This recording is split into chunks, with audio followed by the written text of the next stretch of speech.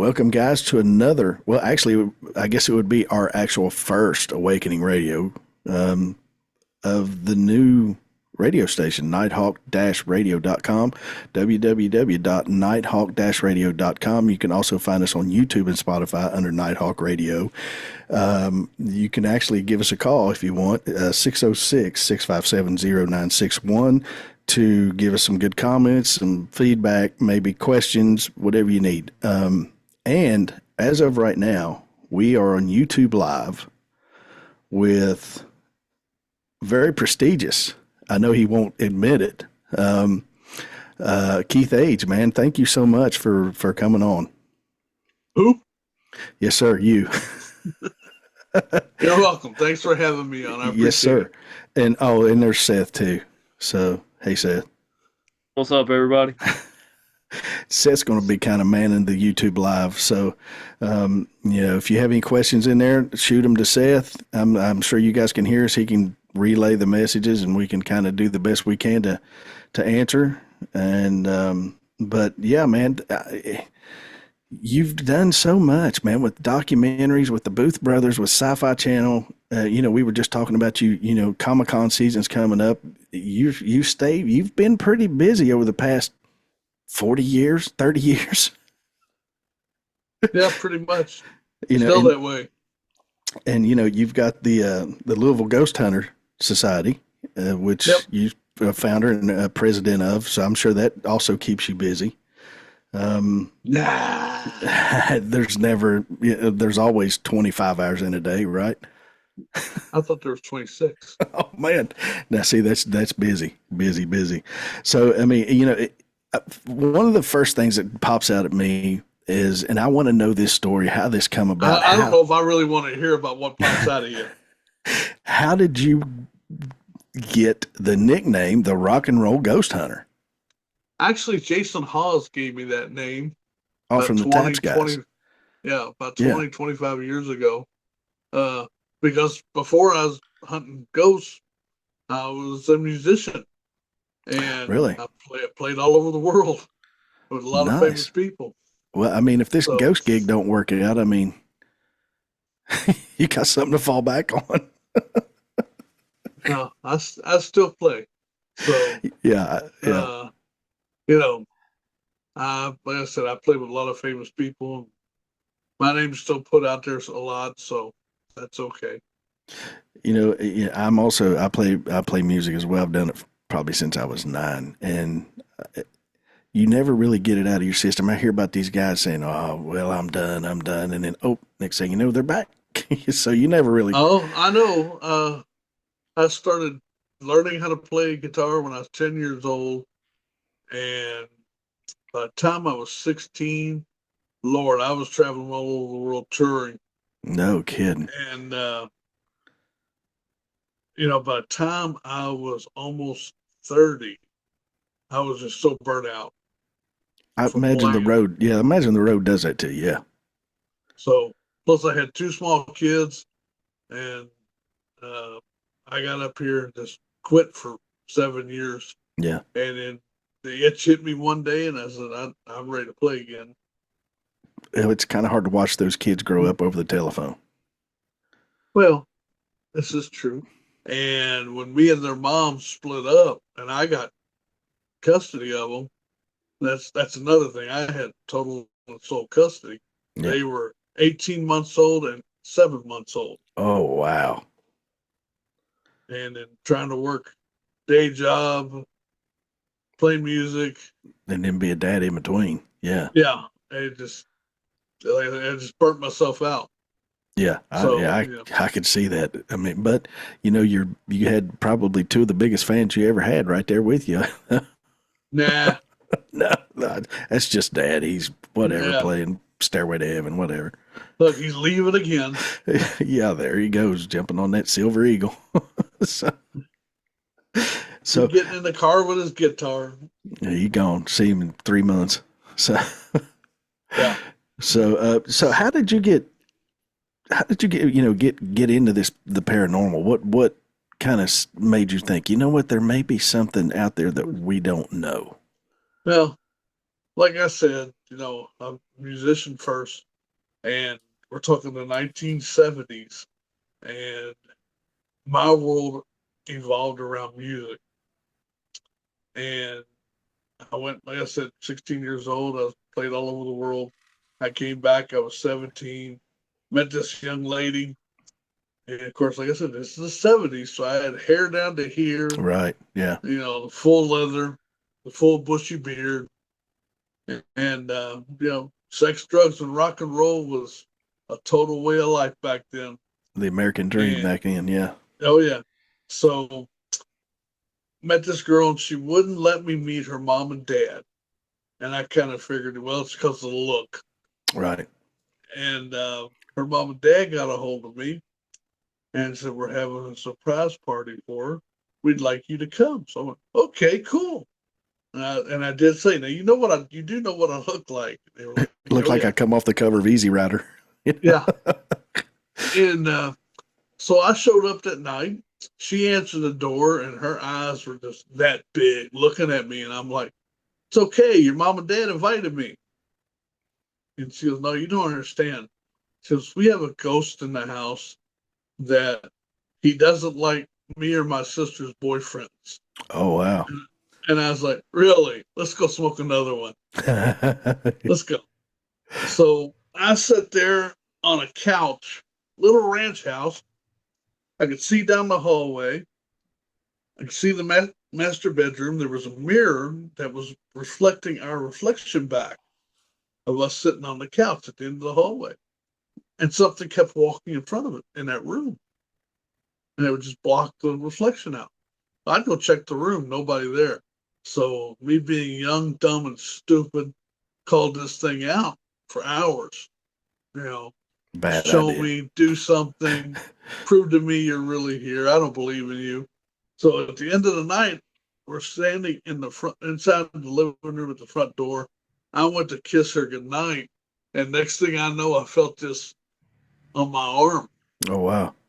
And you got to remember, I'm 17, almost 18 years old, and I was, hell, I was karate state champion for 4 years. Yeah. So I was, decent shape.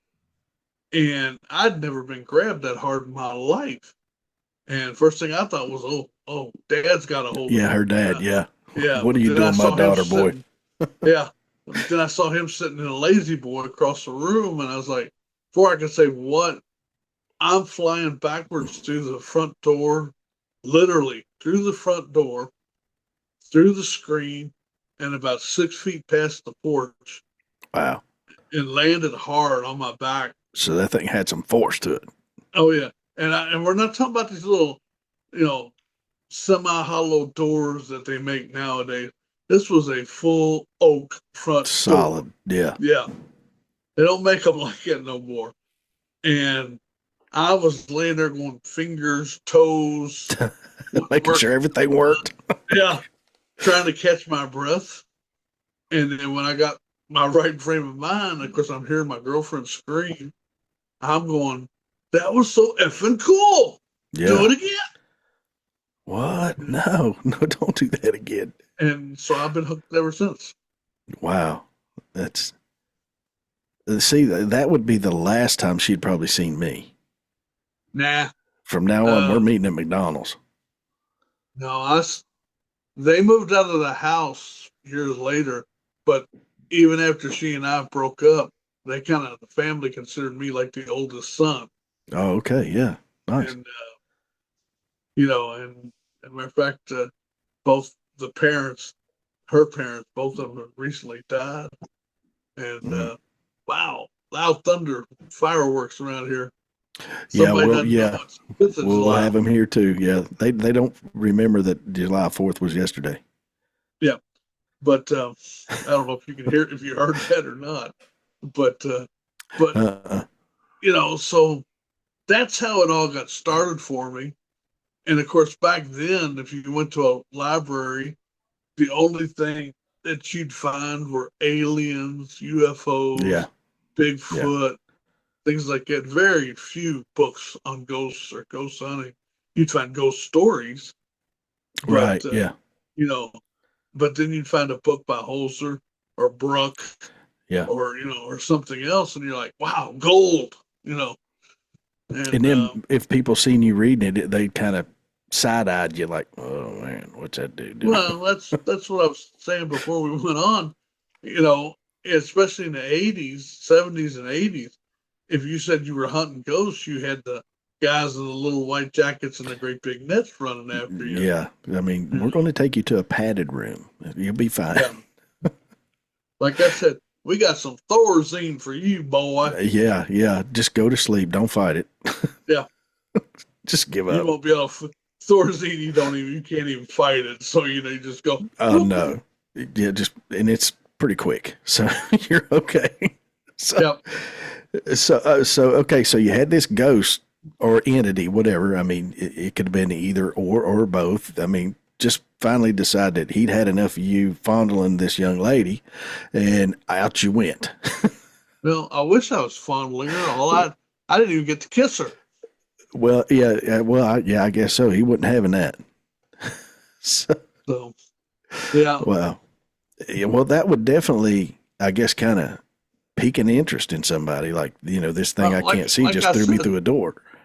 Like I said, that was just so cool to me. And I just started trying to learn all I could at that point. Right. But again, there just wasn't no reference material on it. And in And the early '80s, if you remember, of course, I know you remember. Seth probably wasn't even. I know he wasn't even born yet, but you would get every now and then a show on TV. It'd be like unsolved mysteries, but it would be now in search of. that was my next one. Was in search of. Once you caught it, it was like, oh man, I'm glad this is on. Even as kids, you would sit there and watch it. Oh, yeah. Starry eyed, thinking, what do you mean there's this thing throwing dishes across the floor and people are seeing this thing in a mirror or, there's so many stories, but yeah, that was kind of like, the first one I remember was they did a thing on the Enfield poltergeist. That was the first ghost story I remember hearing on In Search of with Leonard Nimoy. yeah, And Spock for you that don't know who that is. yeah, the original Mr. Spock. Yep. And then Jack the Ripper and a bunch of other stuff. Yeah. And again, this was the 70s, and you like you said, you never knew when it was going to come on. You'd be lucky if you caught it. Yeah, you'd be just kind of flipping through channels, and boom, you'd see Nimoy on there, and you go, "Oh yeah, I'm so glad this is on." So once the ghost threw you through there, how did you get hooked up with the Booth brothers and Syfy? Well, how did that come about? Well, in the early 2000s, the Mattingleys bought Waverly Hills. And I presented a proposal to them, was let me and the little ghost hunters help and let us investigate. We'll help clean up the place and, just trade off. And they said, fine. And that's what we started doing. And from there, it went from that to doing all the tours, creating the tours that they still do today. And then at one point I got told, we have a film crew coming up. And I was like, okay, great. Yeah, yay. And they said, no, they're filming a movie and they said it's about the death tunnel. Okay. Well, next thing I know, I'm meeting these two British blokes and I'm consulting on their film for them. Wow. And then they started having real paranormal things happen to them. So the whole thing came about with, do you know what dailies are? No, never heard of that. Okay. What it is you film something and then the next day you watch what you filmed. Okay. The director does. Well, they called me in to watch these dailies. And, of course, you're dealing with an independent film, horror film. So you got to have what I call a big boob blonde in the shower scene. Right. Keep the attention on. Yeah. Well, they shot this scene 26 times about drowning a poor girl. something black, a mass, kept coming in. It would come in from the right or come in from the left, hang there, and then move on. And they did everything they knew to do with lighting and everything else and couldn't figure out. So Philip Booth, he goes, "What is this?" And I said, "Well, welcome to my world. It's a shadow figure." And he goes, "Well, what's he doing to my shot, mate?" And I was like, "I guess he liked the view." And so that was actually the start of the spook series right there. That created the whole idea with Christopher Booth about, okay, we're shooting this movie here. Why don't we shoot a documentary? All right. Because Ghost Hunters hadn't even hit yet. It was a Right. whole nother year before they hit. Right. And he said, why don't we do that? We'll try to sell them both. Well, Sony bought Death Tunnel, and then Universal, which owns Syfy, bought Spooks. Well, the first year that Ghost Hunters come out, it was a huge hit. Yeah. And matter of fact, the very last episode, when oh Lord, what's his name? Jason's partner, Grant. Yeah. Grant. Jason says, "Where you want to go next?" Very last episode, at the very end, and Grant says, "I want to go to Waverly Hills." And you hear Jason say, "I'll call the Rock and Roll Ghost Hunter," and get that set up. And that was the start, because the very next year, that's their first episode was Waverly Hills, and then they showed Spook right after it, and it just exploded. You know, we didn't think that was going to happen, but it did. Matter of fact, the next day they were calling Chris Booth, going, "What else you got?" Oh wow. And we're going, So We've got this thing in the works. yeah. So You never want to tell them nothing. right. So we started shooting Children of the Grave about within a week of that. So Wow, it's like, hey, we got to get this thing together. They're wanting something yesterday. So that's pretty cool. Now, I'm sure you said you were doing tours at Waverly Hills, and prior to this being reopened, it was pretty much forgotten. no, it wasn't forgotten, especially here in Louisville. Okay. You know, it closed down officially in '81, and that was the year I graduated high school. And there's a lot of tales of it around here, a lot of wives' tales and stuff. All right. Yeah. And it was, it was the cool thing to go up there and break into the place and hang out. And by the time I got there in 2000, all the copper pipes had been ripped out of the place. Right. Yeah. There wasn't one toilet or sink that hadn't been destroyed, or bathtub.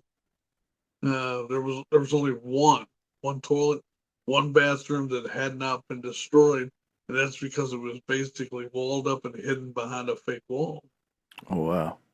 And so it was a wreck. I mean, you walk through 2.5 feet of debris down the hallway, from the leaves, garbage, you name it. Yeah. So that's how that all got started. So I don't know a lot. I mean, I know of Waverly Hills, but was it more of, you hear, and these shows kind of hype this stuff up because, they're trying to draw listeners in, but was it one of the typical, horror stories type things when you get in there, people were mistreated? When it was Waverly Hills, it was actually the third building up there that was built as a hospital. Mm-hmm. And that was the huge one. The one before it was just a 2-story, 40-bed wooden building. Mm-hmm. And then within a year, they had over 300 patients from tuberculosis. Oh, wow. Louisville had the highest death rate and tuberculosis rate in the country at the time, in the early 1900s. It's basically because we live in a swamp. Yes. And this thing just came in, set on top of us, and germinated. It's about, people breathing. And, we're surrounded by the river and mountains. Yep. It's kind of a valley. Yeah. Yeah. And that's why Louisville floods so much. So then they decided in 1924 to build the building that's up there now. And it was state of the art at the time when they built it. And it was clean. That's how clean it was. Right. Right. So it wasn't a horror story until the mid 70s. And that's when it was turned into Woodhaven Geriatrics Sanitarium. Okay. And there's a difference between sanatorium Yes. and sanitarium.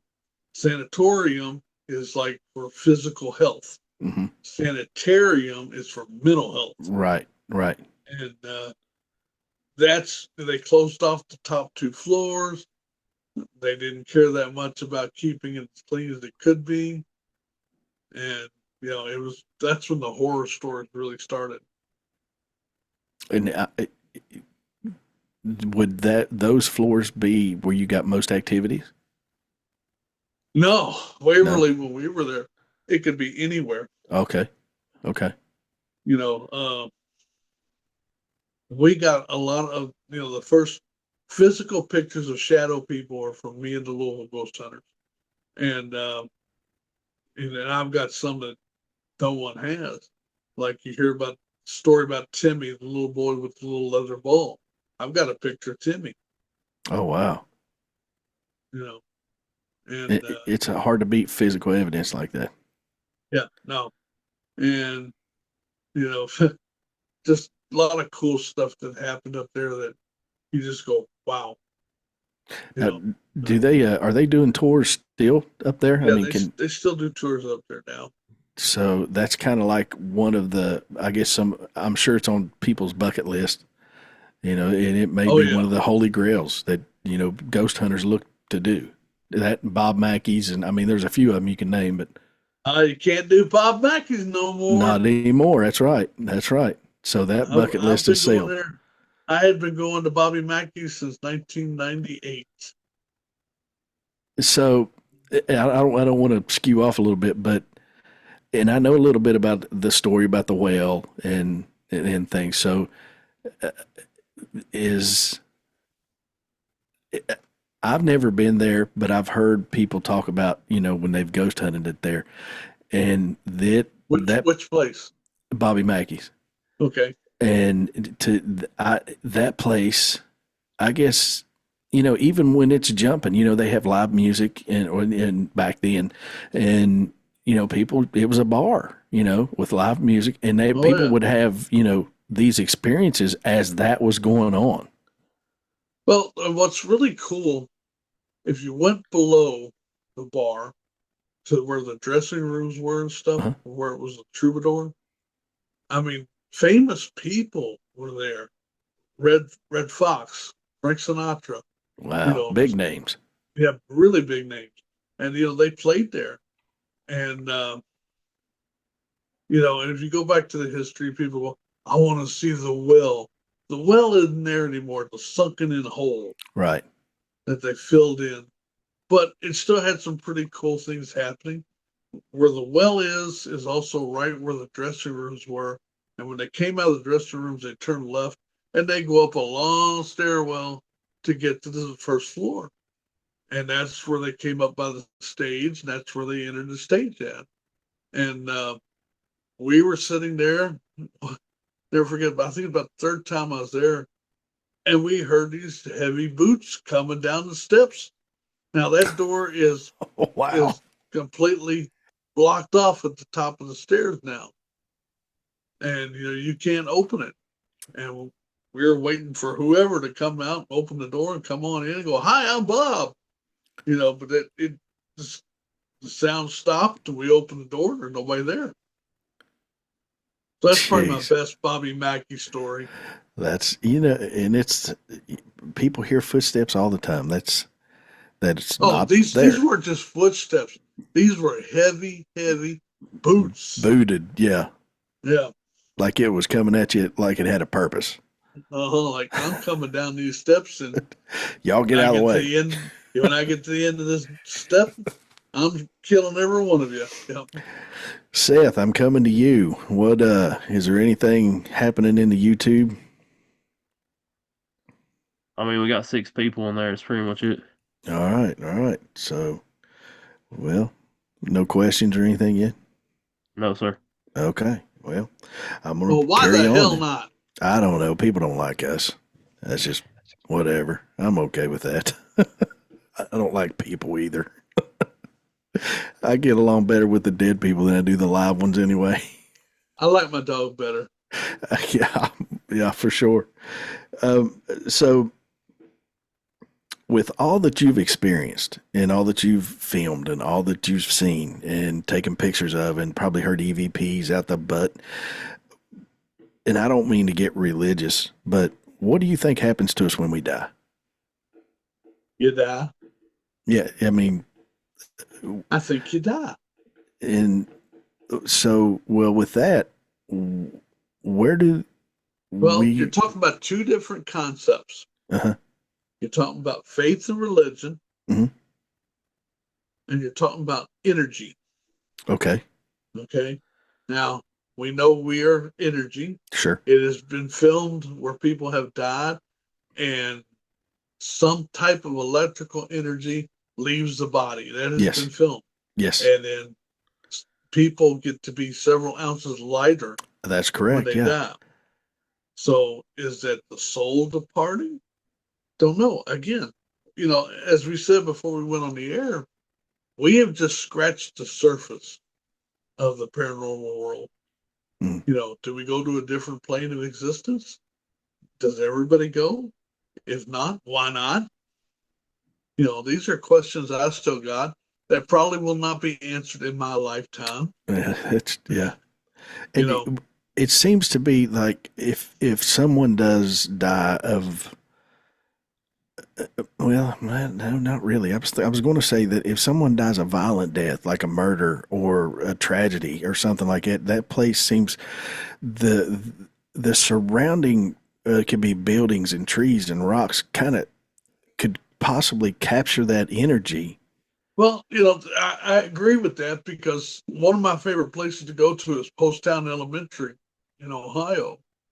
And nobody died in the school. Now, there was a little girl that fell over a staircase and dropped 4 floors, and she died a couple days later at the hospital. Hmm. But she did not die there.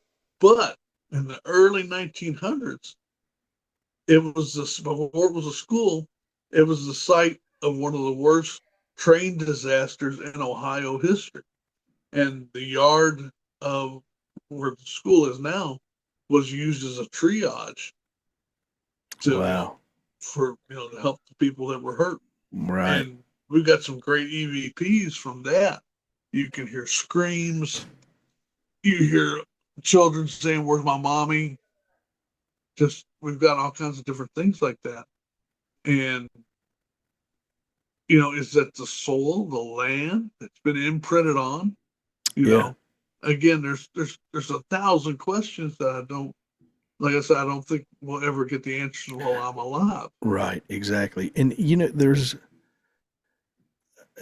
there's these intelligent hauntings, I guess, where you can kind of communicate back and forth, via different, devices. And then there's what would be, I guess, a residual. Um, and the way I look at that is if you look at a steel glass lake that is still calm as glass, and you throw a rock in that and it creates ripples.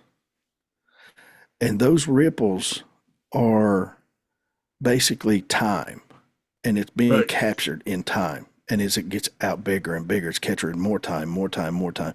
And that's kind of how I see some of these hauntings. It's just an echo kind of in time where Yeah. there's no intelligence. It's just you may see somebody walk by, or you may hear a knock on a wall or something like that, versus an intelligent where you can kind of communicate back and forth. Oh, I agree. the house me and my wife live in now, we bought this 2.5 years ago. No one's died here. We're the second owners of this house. It was built in 1954, but we've had some pretty strange things happen. Mhm. We've had money just drop out of the ceiling. You know, Dude, yeah, come on. and I'm not talking just a penny, dime here. I'm talking $4 or $5 at a time of just coins. And one of the people that visited us was my best friend, John Tincher. And John and I traveled all over the country. He drove me to different cons and stuff. And he was into the paranormal. And we played music together. And he was my best friend for 20 years. And he died suddenly, actually doing at a ghost hunt from a heart attack.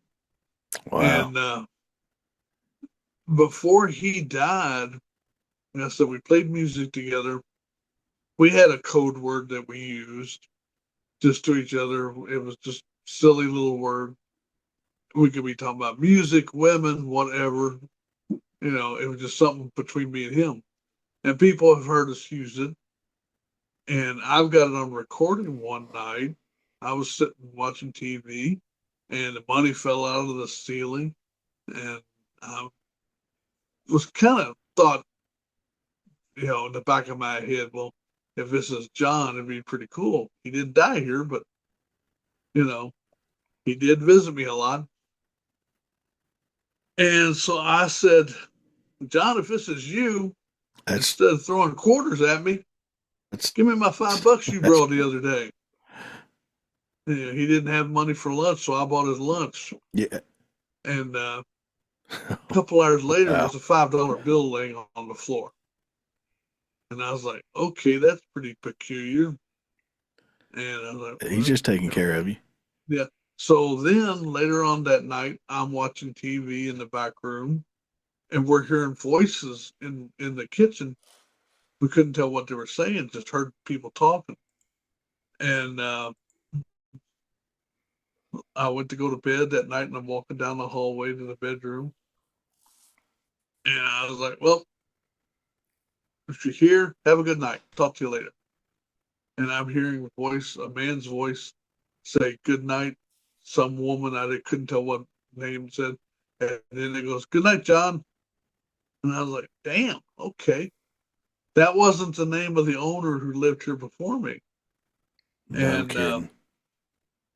so I was like, things are kind of adding up. And then the next night, I'm watching TV. Me and my wife both here talking in the kitchen. And I go get a digital recorder and I sit it next to me. And I just turn it on. And right in my ear, somebody said that code word. And the recorder Wow. picked it up.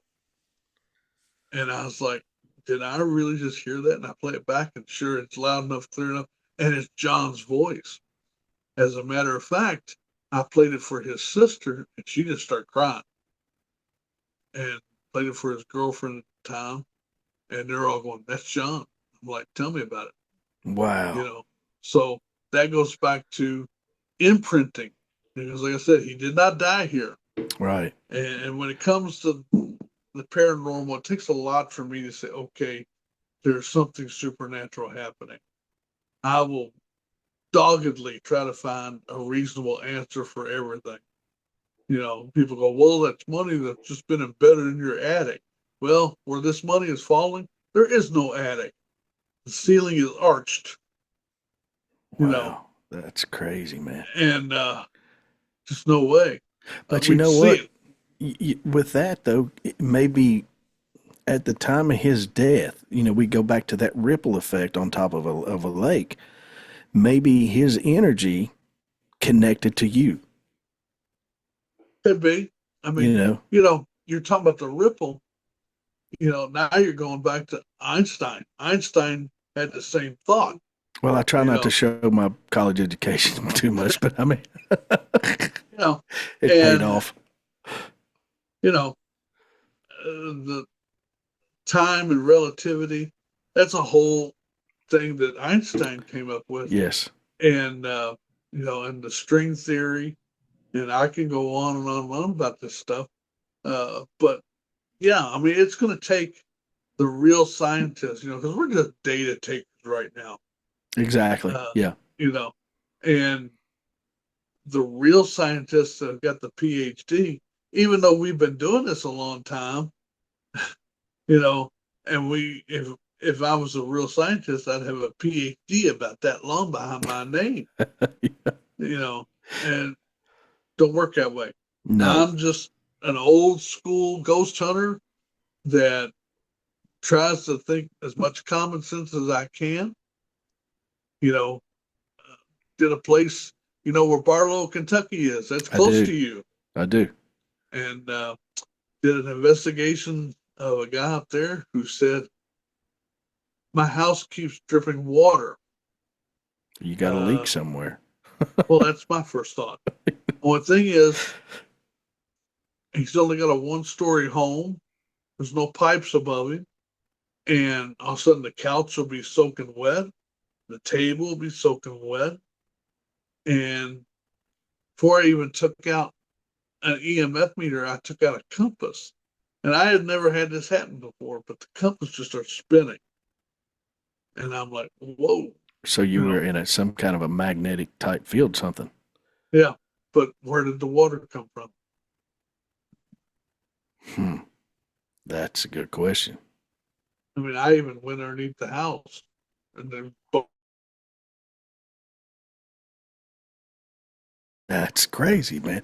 But I know what you're talking about. I had my house built 25 years ago. Well, 26, 27 years ago now. And we are the only people that ever lived in it.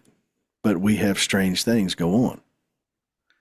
Yeah, is that something you and I have ran across? And I've had plenty of people go, aren't you afraid of bringing home something with you? And my usual answer is, not unless I've been drinking.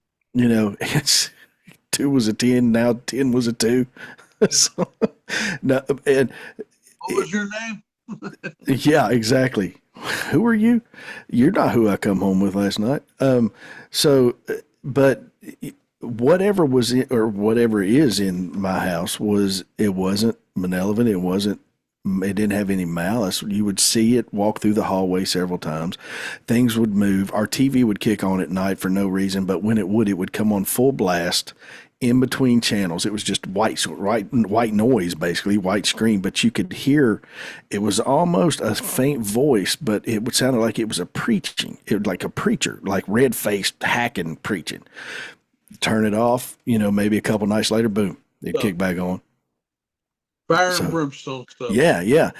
We had things move around. Doors would open and close, but nothing. Here, the way I look at it, if it wasn't eating me, then I'm okay with it. Yeah. Well, it's just like last night. We're sitting there in the back room watching TV, and all of a sudden the dogs go ballistic. The pantry doors open up on their own. Now, these things have got magnets, so they, it takes a little bit of oomph. Some force, yeah. Open them. Put a little ugga-dugga behind it, yeah. Yeah, and my wife is just sitting there looking at you out of the corner of her eye, and where I'm sitting, it's behind me, behind the wall, so I can't see. And my wife is an animal lover. We've got 4 dogs, 3 cats, 6 turtles, a 25-pound African bullfrog, and 10 parakeets. So you got a petting zoo. Pretty much. and she wants an emu and a couple other things. But I'm like, that's a velociraptor. I don't want to get et. That's right. Them things kill you. Yeah. I've had a dream of it eating my eyeballs out and shit, So anyway, we see a little scruffy little dog every now and then, and we're like going, I asked the first time I saw it, I said, did you get a new dog? And she's like, no. Have no idea where this is. Neither one of us ever had a pet like that. Yeah. And it just shows up every now and then. Or I'm sitting here in the office and I hear toenails clicking on the wooden floors Like a dog coming walking. back to Yeah. the office. Yeah. But the other dogs are pinned up in the back room. They can't get through. And I'll be waiting for one of them. Okay, maybe they got through. And I'll be looking like this, waiting. And nothing ever happens. But like I said, we have seen it a couple times. Yeah. And So, there goes what is it? fireworks here at my house. If you can hear them, that's what that is. So, but it's funny you mentioned that you a dog. We had a cat that we saw every now and then. It was a kitten, a little white kitten, and it would come into the living room and it would act like it didn't see you. And then when it would finally see you, it would turn and look and see somebody. It would hunker and then shoot off down the hallway really fast, like, oh, I'm not supposed to be here. Yeah. So that's really weird. So, hey, Seth, you say we have a question in the YouTube live. Yeah, this was from a little while ago. It was about the where he said he heard footsteps. They said, did Keith get chills whenever he heard the loud footsteps? They said, I what? So They when you're, wanted to know if you had chills on the back of your neck from the Oh, footsteps. no. I tell you what, there's only been three places where I've been where I've actually had the hair stand up on the back of my neck. One was the Exorcist house. The first time we went there, we were the first ever film there. which we're going to get to. Yeah. When I walked through the doorway, the hair on the back of my neck just stood up. The other was Little Round Top. Yes. First time I walked out on the field, that's been 20, 25 years ago. And the other place was where Custer had his last stand, the Battle of So, the Little. yeah.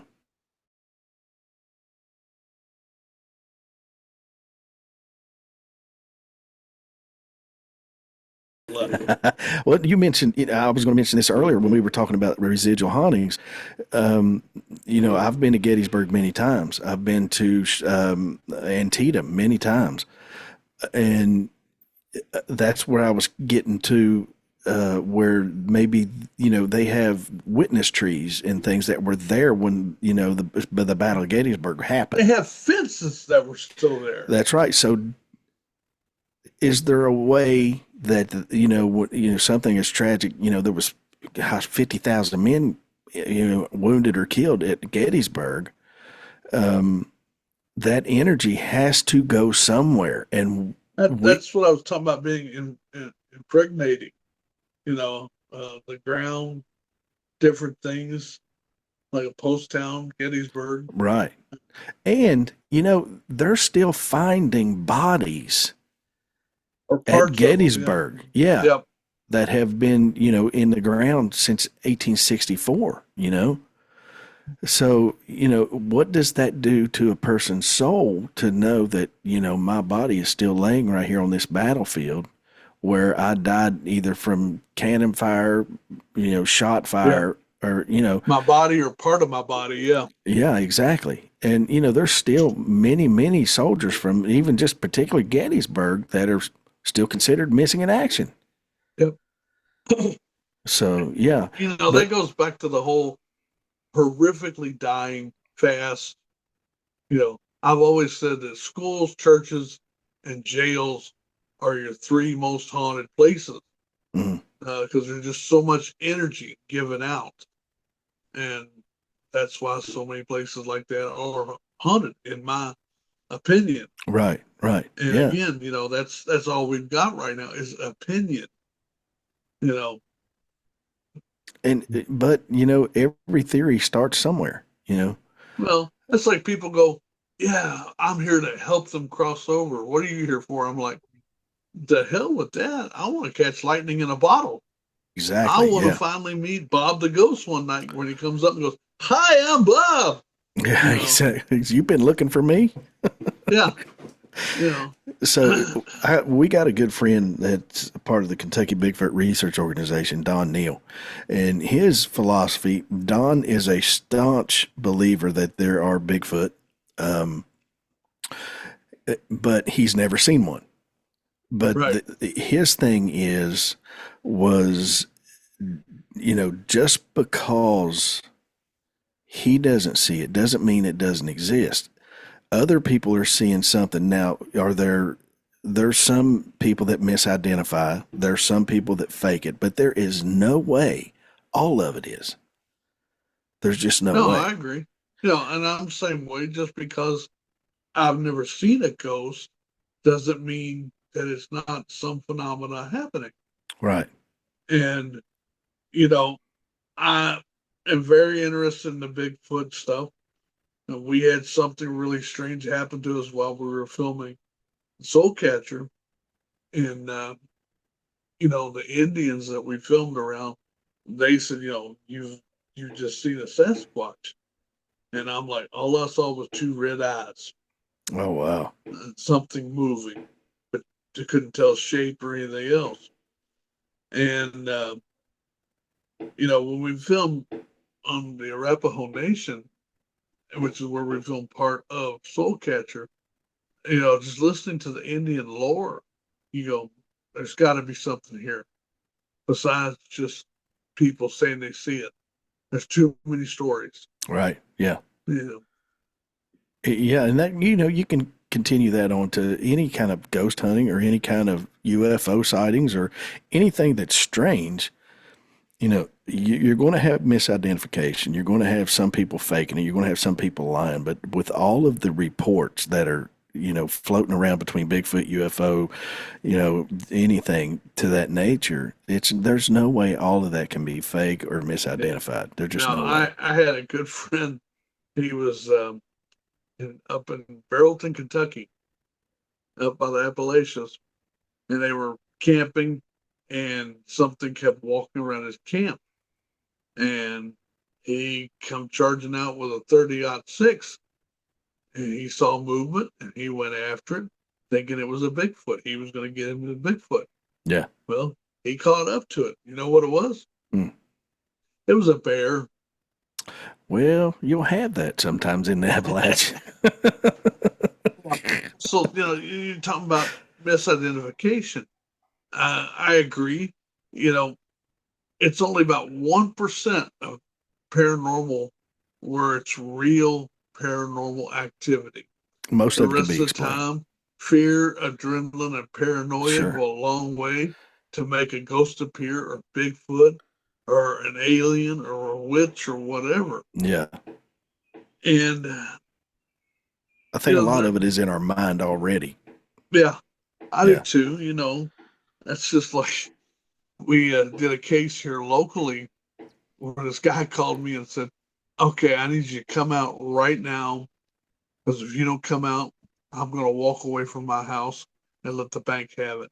And I was like, what's going on? He said, look, I just had another team come out here. They were here for 15 minutes, and they ran screaming out the door saying I had 13 demons living underneath my stairs. That's kind of like your doctor walking into the office and going, ooh, that's not Yeah. good. Yeah. So, we were there for 6 months, literally 6 months, and pretty much debunked everything and gave him a logical reason and showed him, this is why this is happening, this is why this is happening, and this is how it's happening. And so finally I said, we're out of here. And he goes, well, where do you think that those demons went that were underneath my stairs? I said, I think they ran out of your house 15 minutes after they got here. That's right. That's exactly right. You talk about the whole paranormal field. There's so many people who want to be famous right now, and it's been this way for a while. Oh yeah. First of all, paranormal pay sucks. I agree. Big time. Most of it comes out of your own pocket. Yes, sir. And if you're lucky enough to land a TV show, you're still not going to get paid a lot of money. No, you're going to get a little fame, but you're not going to get any money.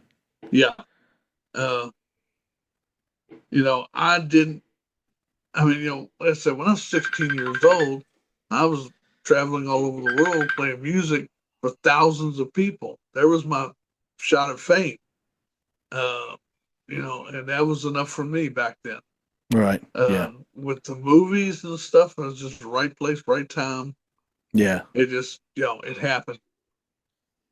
So So, well, you mentioned demons, and I mean, we got like 5 minutes left, so I wanted to really touch on this because this is what really fascinates me. Is we was talking about the Exorcist file, where the diary was found, and I would love to get my hands on that and read that personally. then you have to go to Rome because it is Yeah, yeah, locked up in the Vatican. I'm sure it is, and that is a hush hush document right now. Yes.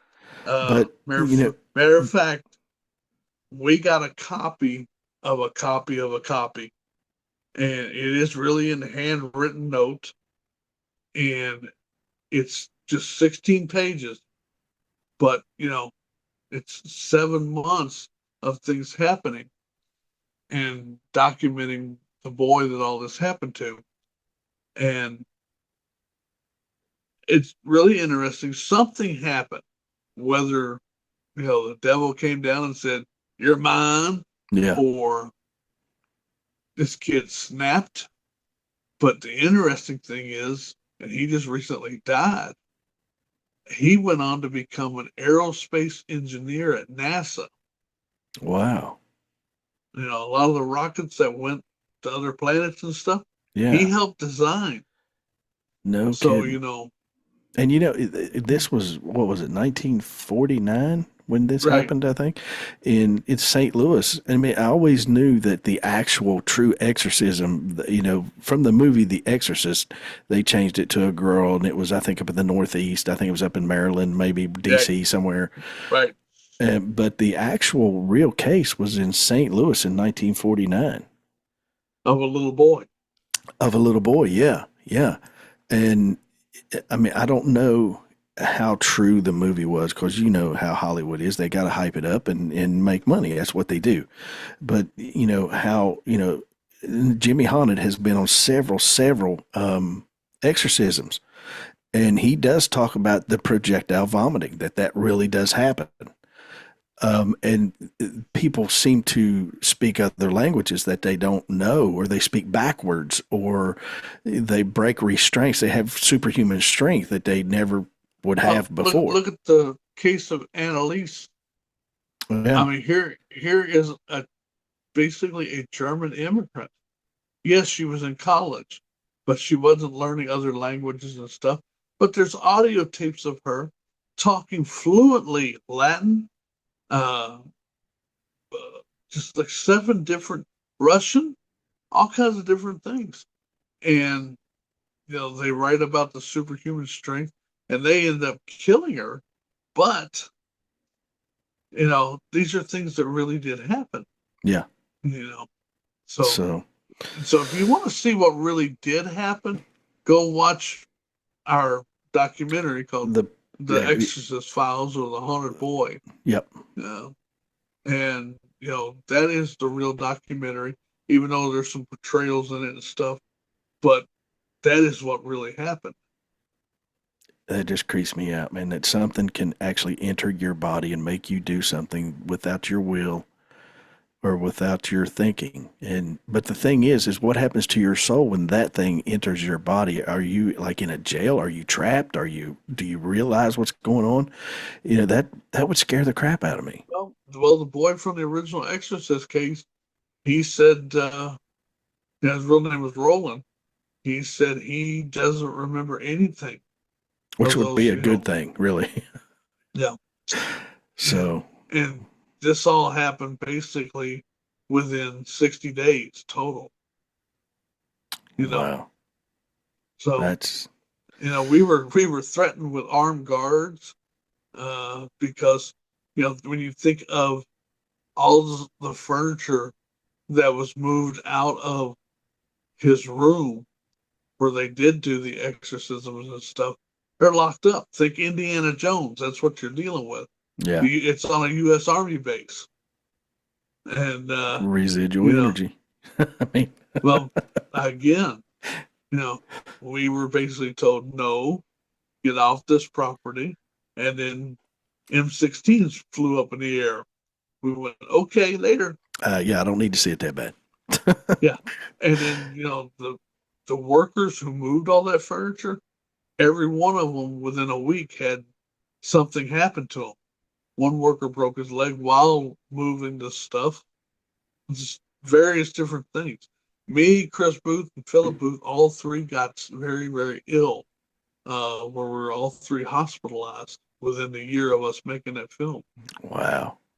That's See, that's scary, man. If these things have that kind of power, that's scary as all get out. But well, Keith, thank you so much for coming on. Gosh, I wish we had another hour just to talk about that subject. Period.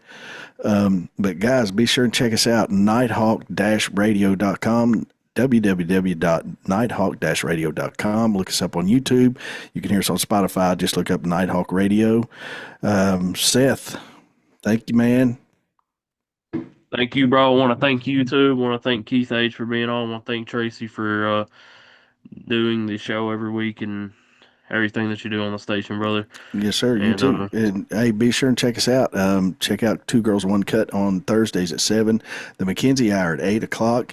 Jimmy Haunted will have shows starting October 3rd. Be first Friday every month, I 8 got an p.m. announcement though. Actually, Friday, this upcoming Friday, we'll have a flashback Friday episode of the Haunted Chronicles Nice. One of his old shows. That'd be great. Just kind of at a build 8 up. So, p.m. this Friday.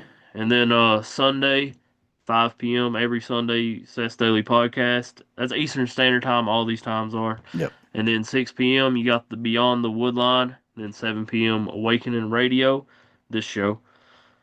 Yeah. Yeah. So, Keith, Well, thank you thank so y'all for much. having me, guys. Yes, I sir. appreciate it. I want you to come back. I want to continue this conversation about the Exorcist Files because, man, I could do a whole hour on that. Sure. Whenever So, you want. thank you. It's been an honor and a privilege. Thank you so much. Thank y'all. Seth, take us home, brother. Everybody check out nighthawk-radio.com. Check us out. Give us a follow on Facebook at Nighthawk Radio. Give us a sub on YouTube at Nighthawk Radio. Give us a follow on Spotify at Nighthawk Radio. Everybody have a good night. God bless.